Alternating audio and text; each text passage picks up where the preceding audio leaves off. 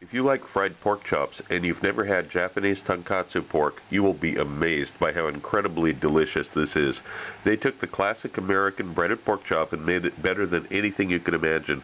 Unfortunately, many restaurants these days, and nearly all home cooks, use a bottled tonkatsu sauce, which is little more than Worcestershire, sugar, and cornstarch. But that's not why this dish became an overnight sensation. Here's the real sauce made from scratch and some tips on how to prepare the pork professionally.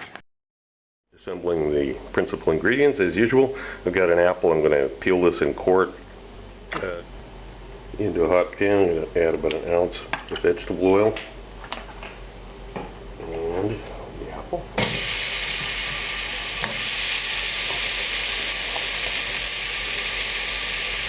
And about a teaspoon of salt. 120 grams of apples. After they start to soften, I'm going to add about 90 grams of mushrooms. And a few more minutes go by. I'm going to add the tomatoes and the garlic. 90 grams of tomatoes and 1 clove of garlic.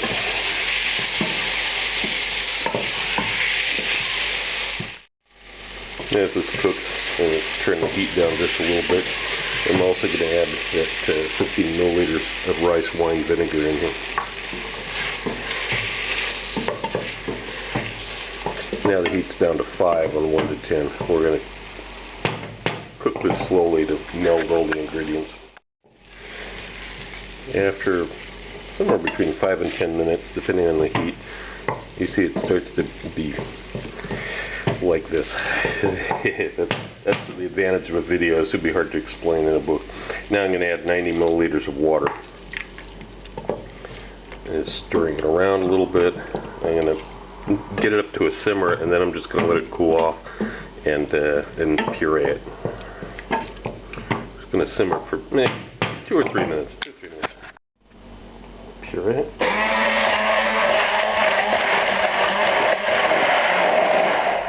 And then this has to be passed through a sieve, rubbed through a sieve.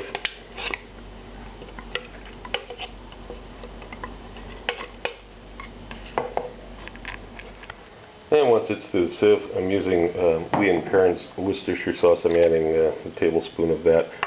If you want, you can also use something called Chinese black vinegar. It's similar, but it's not exactly the same. And I suspect that Chinese black vinegar is probably more authentic, but this works very well too, and it's certainly a lot easier to get than black vinegar. It's a very easy sauce to make. Now from here, you have to adjust it to your own personal tastes. Some people like it a little sweeter, so they add a little sugar to it. I don't. I like it exactly this way. You just bottle it up and put it in the fridge and you're ready to go.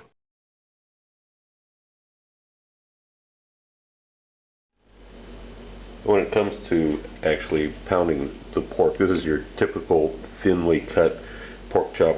In a restaurant, what we're going to do in order to make it more pleasant for the customer is we're going to go around and we're going to trim this, and this will probably end up going into sausage or some other kind of ground meat application, because there's a lot of nice fat and gelatinous tissue in here. It's going to be really tasty, but in this application it's going to be kind of tough and stringy in this part.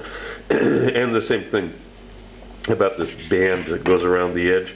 You know, you don't have to be super careful about it, but you want to get rid of a little bit of this because it'll also be tough and stringy at the edge.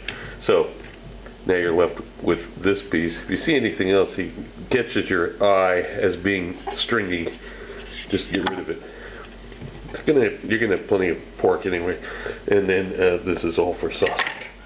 When it comes time to actually pound the meat, of course you put it between a couple of layers of plastic wrap as usual. And now there's different kinds of mallets you can use. The one that has the textured side is good, generally speaking, but on a piece of meat that starts out this thin, you have a very high probability of tearing it. So a larger surface, something like this is much better for it. And of course the other big trick is not to try to do it all in one massive stroke. Be patient. Work it gently around the edges. When you have it the thickness that you want it, put a little salt on it now. This will help in the long run. And we've got just another couple little tricks here. In the egg that you're going to dip this in, I add a little bit of that tonkatsu sauce. This helps perfume the entire dish with it, even before you dip it into the sauce, so you add the sauce to it. And the only other trick that I can suggest is to add a healthy amount of cornstarch to the flour you're going to dip this in. This will not only keep the breading stuck to the pork chop better than plain flour alone, but it'll also make it lighter than the typical American breaded pork chop that's like really thick, heavy bread. It'll give it a little bit more lighter flavor. And of course you want to use panko breadcrumbs if you can get them.